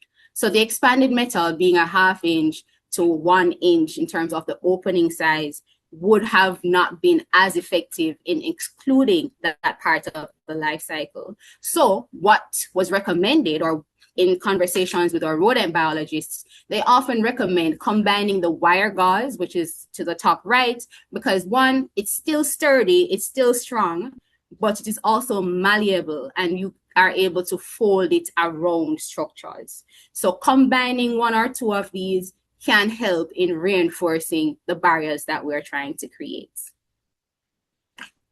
Now, storage after a storm, and Dr. Giles and Dr. Nation would have mentioned the displacing of pests due to floodwaters, due to their damage caused by extreme winds, right? So those are things that we're going to have to consider. Utilities will also be interrupted. We won't have water some other times. We will not have electricity. And these can present challenges that, if not managed properly, can, of course, extend the after effects and the negative impact of the storms for longer than we would want to. So when considering storage and what it is that we're going to continue to use and consume after a storm, when in doubt, throw it out. Any food that has potentially come in contact with flood water. So if you know for a fact that it did, if it may have, if you're not sure that it has, throw it out. Flood waters will be contaminated with chemicals, they will be contaminated with pathogenic microorganisms, and these pathogenic microorganisms will include the leptospirobacteria. So we need to be mindful of not consuming food that has been exposed, especially food that is easily soaked through. Now, canned goods or other commercially packaged goods that are more resilient to this kind of damage, those, once they can be adequately sanitized, once the integrity of the packaging has been maintained, then we can go ahead, wash and sanitize before opening and before using. However, if it is not whole, if the integrity has not been maintained, then that too will have to be disposed of. We will continue to use waterproof containers, sturdy containers to store food after a storm. Tamper-proof is also very important. We will not stockpile perishable goods. Perishable goods disintegrate easily, they spoil easily, and of course, because the conditions have now been compromised, we would want to, instead of having things that are going to spoil and attract pests, purchase and use as we need to. Additionally, we may receive durable commodities, things that are able to be stored for a longer time in our relief packages, and they may have also been a part of our pre-storm preparation. These must be stored again in sturdy waterproof containers, and they must be inspected regularly to ensure that no damage to them has occurred. Hygiene and sanitation practices. That is also important. And as we mentioned before, as was highlighted before, but repetition for retention, our utilities being interrupted can present a unique challenge there, right? But preventatively, we would first want to ensure that storage spaces are cleared of food waste or exposed food, dirt, garbage, any unnecessary clutter. Additionally, would try to ensure as best as possible that garbage collection takes place regularly, and garbage that is being stored prior to collection is stored in tamper-proof containers. Would also want to clean and sanitize food storage containers and food storage surfaces, and wash walls of storage spaces. After a storm, if we have interruption in garbage collection, which is a major possibility, this is something that we did see happen, where garbage started to pile up. As best as possible, we should try to store inorganic waste in tamper-proof containers. In a bind, we can bury our organic waste. So we're looking at kitchen waste, and we need to be mindful of where we might bury these, because we do have burrowing rodents that these might attract. So as far away from the houses, from the homes as possible, so that we're not attracting them directly into the home. But this is something that we might need to do to mitigate the impact of the garbage not being collected as regularly as it should. Treated water must be used to clean the surfaces that we were talking about. Treating could include using bleach solutions in the right dilutions and concentrations, boiling, and when we are storing this treated water, we need to ensure that we are storing this in tightly sealed containers. As Dr. Giles and Nation would have pointed out, Leptospira thrive in water and moist environments. It makes no sense for us to take the step to treat our water, to have clean water, and then have it exposed to pests that may potentially recontaminate that. So it is important to store that water in clean, tightly sealed containers. Fruits, foods must be washed before being eaten. And this was said before, and we will repeat it. Anything with bite marks should be thrown away. I remember in a previous presentation, I saw in the comment section, somebody mentioned that they've heard of persons biting off the bitten portion of the food and then continuing to eat the rest. We're not going to do that. We're not going to cut it off. The rodent will bite one end and excrete on the other. We do not know what is happening. So this is not a matter of when in doubt. This is for sure, throw it out. And the final category that we're going to look at is pest management. Now, some of the preventive measures that we would have put in for storage, such as excluding pests through proofing, also comes back in pest management. Pets have the same general requirements that we have as humans. And the rodents, especially, that we are having to fight with for our places of housing, for our food and our water, are called commensal rodents. Commensal because they are eating the same thing we're eating, essentially sharing our tables. So we have to manage what they have access to. We're going to manage their housing or harborage. We're going to manage the food that they have access to. And we're going to manage the water that they have access to, i.e. we're going to restrict their access to these things. After a storm, pest activity is going to increase. And therefore, what we would have implemented before, we have to ensure that these things are still effective. Our proofing may be damaged, or homes may be damaged due to the flood waters, again, due to excessive winds, debris falling on our homes. So we need to be mindful of what has been damaged and repair accordingly. If we hadn't put in the proofing mechanisms before, then we should go ahead and do that as well. Because again, pest activity increasing means that the likelihood of infestation also increases, and the likelihood of contamination and disease spread also increases. Our regular activities or regular points of entries through doors or windows, we have to ensure that these are fitting snugly and that they're not opened too frequently or left open carelessly, because that now allows for very, very easy access by these pests that we're trying to keep out of our homes and food storage spaces. And we will go ahead to remove and minimize clutter in and around the space, because clutter provides housing for pests and rodents. Fruit trees, trees in general, should not be leaning against the homes, should not be leaning against buildings as best as possible. Rodents, bats, which are also potential carriers of the Leptospirosis bacteria, will be present in these trees. And that just creates, again, an easy point of access for them to enter these places that we're trying to keep them out of. And this is another reason why it is very important to wash the fruits. They're going to be in these trees, eating, rubbing up against the fruits, potentially giving us another source of contamination. Wash them. And washing does not mean with water. Oftentimes, we are simply running it under the pipe because it's a fruit and we go ahead and we eat. I've also seen, this is something that I saw growing up. We purchased the Jamaican apples and we're on the road. We're like, okay, I'll just break the top off and wipe it down. What are we wiping down? Nothing is being cleaned that way. We need to use the appropriate sanitizers. So a bit of bleach in water, not too much, because we're not going to the other extreme of poisoning ourselves chemically, right? But we do need to adequately clean these fruits before we consume them. And it would have been mentioned too that our pets can become potential carriers of the Leptospirosis bacteria. So it is very, very important that we remember this and be mindful of how we handle them. Wash our hands after handling them.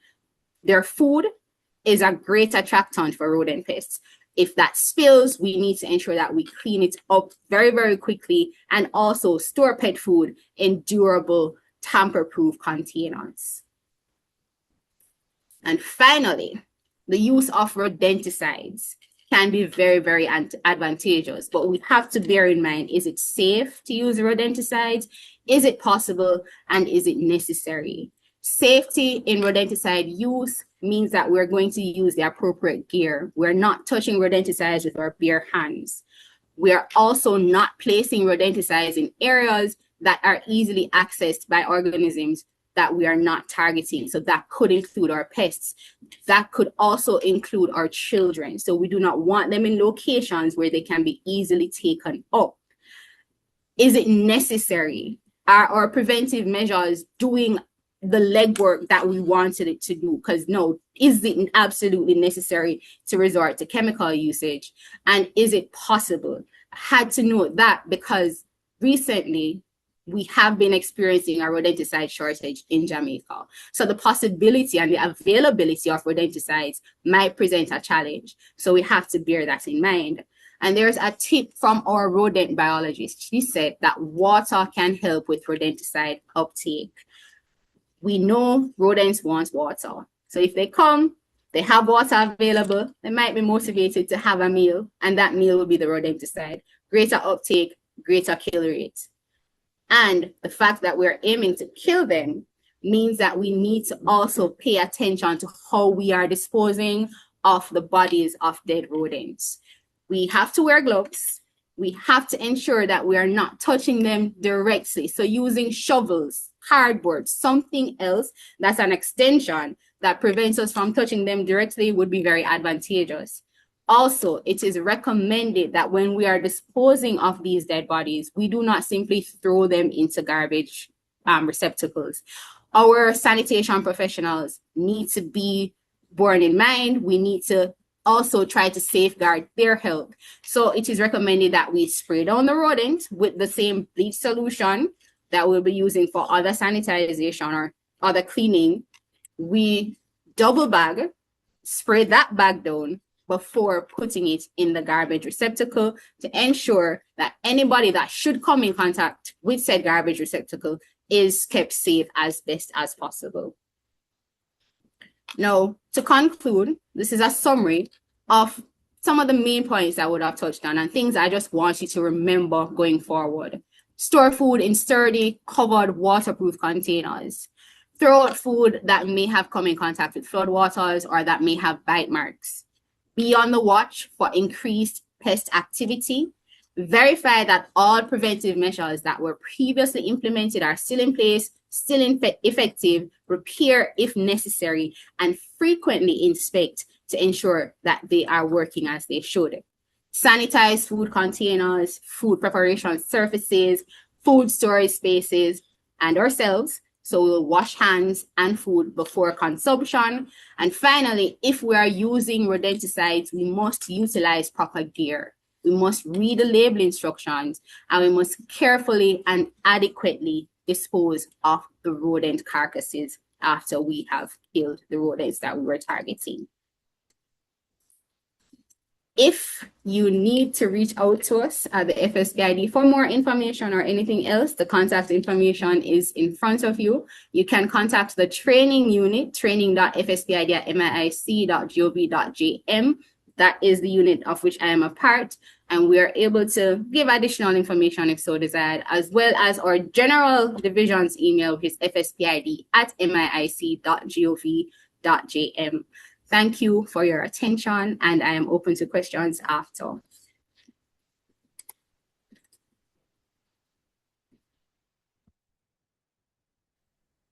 Thank you, Ms. Riley. Thank you so very much. It's not the vote of thanks, but to all of our presenters, our sincere appreciation for simplifying the message, for reiterating the messages that we need to know, and for reminding us of those things that we should do and those things that we shouldn't. I think we will all agree that the presentations were excellent, very helpful. So we now move, it's midday. It's actually midday, and we move into a brief period of question and answers. Now, I know the presentations were succinct, they were to the point. I'm going to ask if you have any questions, you may go ahead and drop them in the chat. I know there are a few, and I'm going to ask the team from Quality Institute to assist by just looking through and bringing to our attention those questions that were asked that we may not have provided answers to. I'm going to ask the presenters if they can join me on camera, and if Kimo can just arrange to have all the presenters pinned.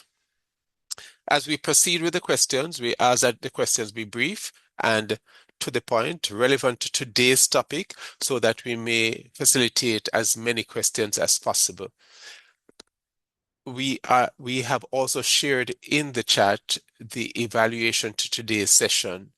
And we ask that persons who are able to go right ahead and to complete the evaluation even as we take the questions. So the floor is now open for questions. Let us proceed. If you have questions, you may raise your hands. We will acknowledge you. Using the raise hand feature, we will acknowledge you, and we will take the questions. Demille and Janelle, if you are able to just go through the chat, there were some questions there, and we could just present some of those questions as well.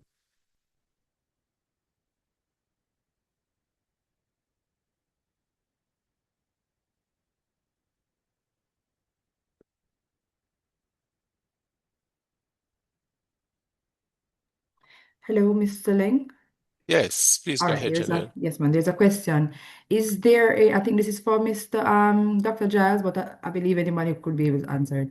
Is there a chromosomal factor that causes men to be more susceptible, or is it a lifestyle habit or immune strength? I think it makes reference to Dr. Giles' presentation.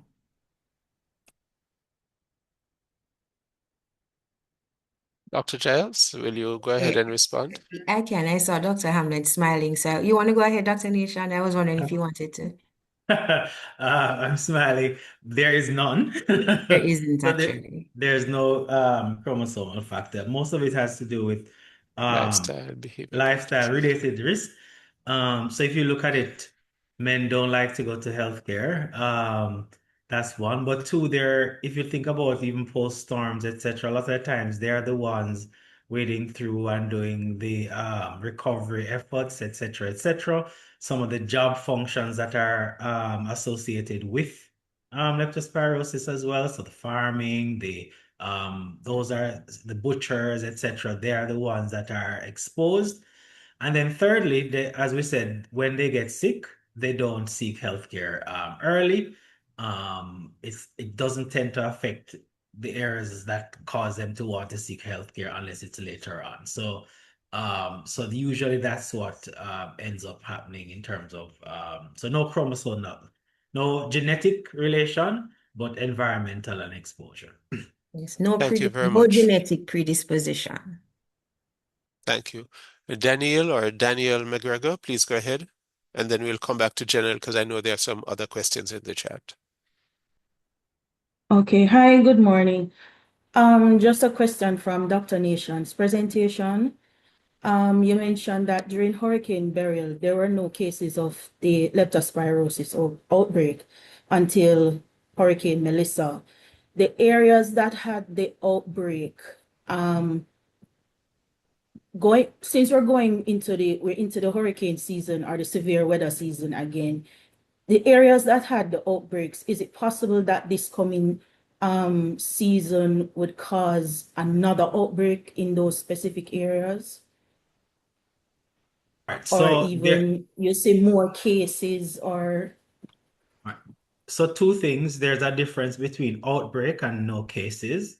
So outbreak means there is more than what you normally see in that particular area. So in Jamaica, you're always gonna have cases of leptospirosis. So what we saw with Beryl is that we didn't see more than what we normally saw. So more than what we normally saw okay. was reported. So for example, we saw 150 cases per year. We continue to see more or less 150 cases reported. After Melissa, the last storm, we saw a huge upshoot in a small, short period of time. I was saying, hey, a lot of cases are coming. So that's what the difference between an outbreak and saying. So there are always leptospirosis cases happening, even now, Okay. even though, so there are Yes. always cases happening in the country. But Okay. after a hurricane, you have what we call an outbreak, an uptick more than what we normally see. Now, the question around whether or not there's a possibility that we'll see cases coming up in some of the same places that we saw them before, that's very likely because it means that the bacteria is spread around those areas or those geography. So there's a likelihood that you'll see a lot of those cases emerging. But because Jamaica is endemic, you can have outbreaks all over the country. So it's not that we have one part of Jamaica that has more leptospirosis than the other. I don't know of any research that says that, but it's all over the country. but it's likely that the areas that we've seen it before in terms of uptick, that you're going to see those places more severe and quicker than some of the other places. Thank you for your Okay, response, thank you. Dr. Nation. Janelle, do you want to take another question from the chat? Sure, Mr. Ling. All right, we have a question from Casita Green. What laboratory tests are most effective in verifying if someone has leptospirosis? Hashtag ratified. That is me again. So in the early stages, in the first 7 days, the PCR test is what we use. And it's very effective in identifying. There's an ELISA test that can be used as well around about that period. But in Jamaica, most of the times we do PCR. And it really is good in diagnosis in the early stages. So when you're having the fever, the symptoms, etc. Later on, there are some other tests. If somebody is beyond 14 days and you're suspecting, then you can use some other tests. But generally, what we use in the service is the PCR. Later on, you can do some of the IgM tests, ELISA tests, but generally the first stage is the PCR test, and that is what's generally available in the public health setting in Jamaica. There's a Thank you. blood test that we use and then PCR. Thank you for your response. All right, we have another one from Asma Dundee. I hope I pronounced your name correctly. Is there a level of risk associated with using products in bottles such as juices, etc., after they are submerged in floodwaters? Can these be sanitized effectively? And are there any risks of seepage of the floodwater to get into them?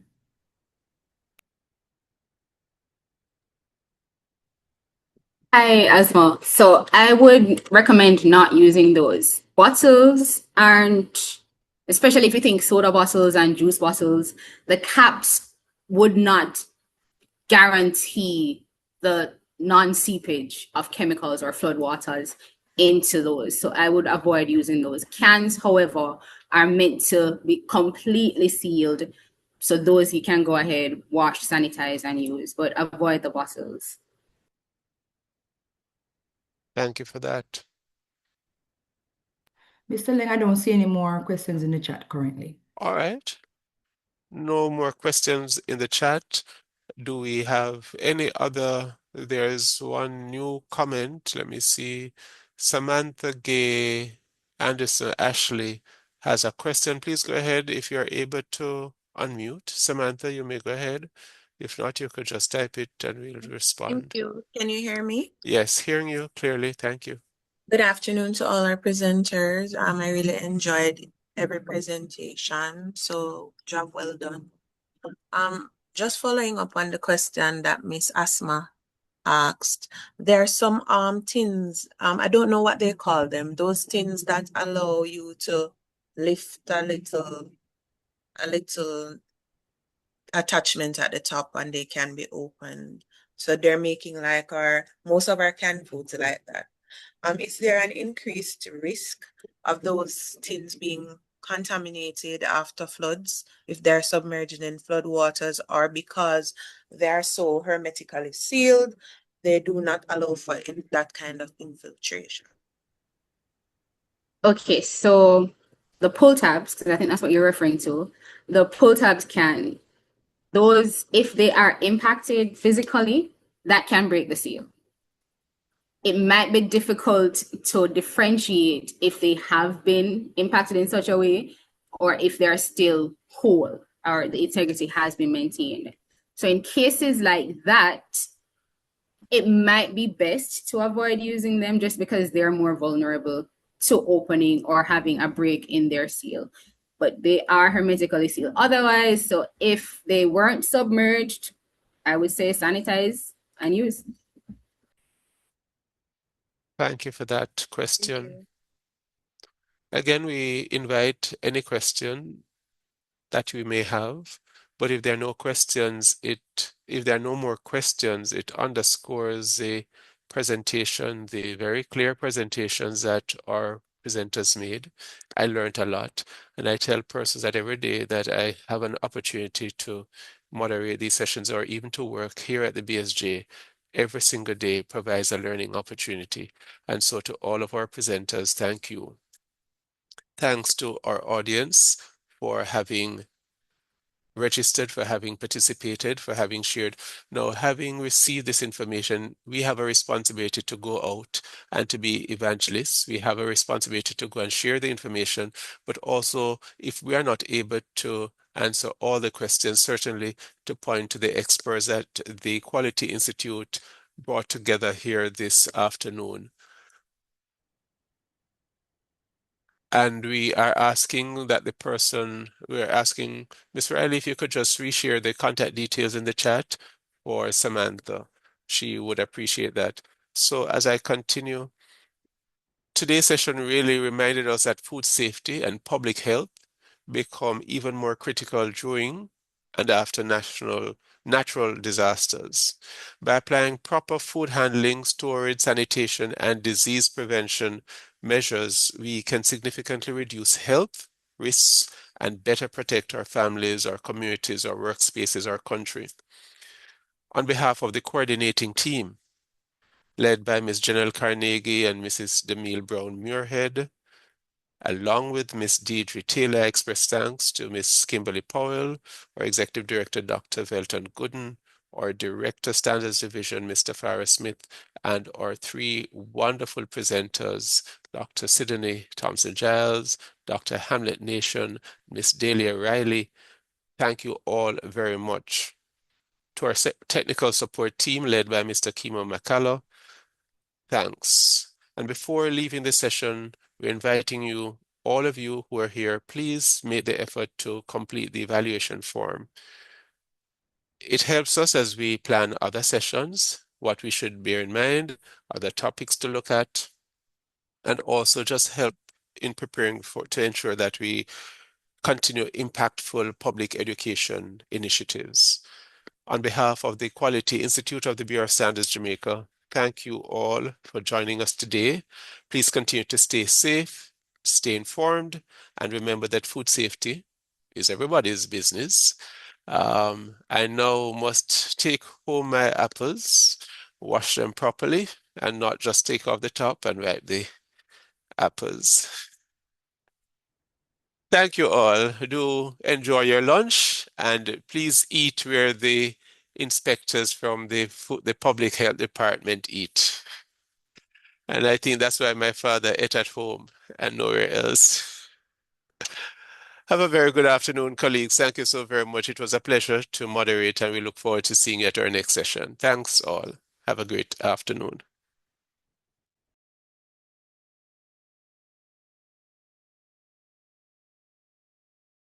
And just quickly, we will upload the presentation to the website of the Bureau of Standards Jamaica through our YouTube channel, and you can access the entire presentation in the future.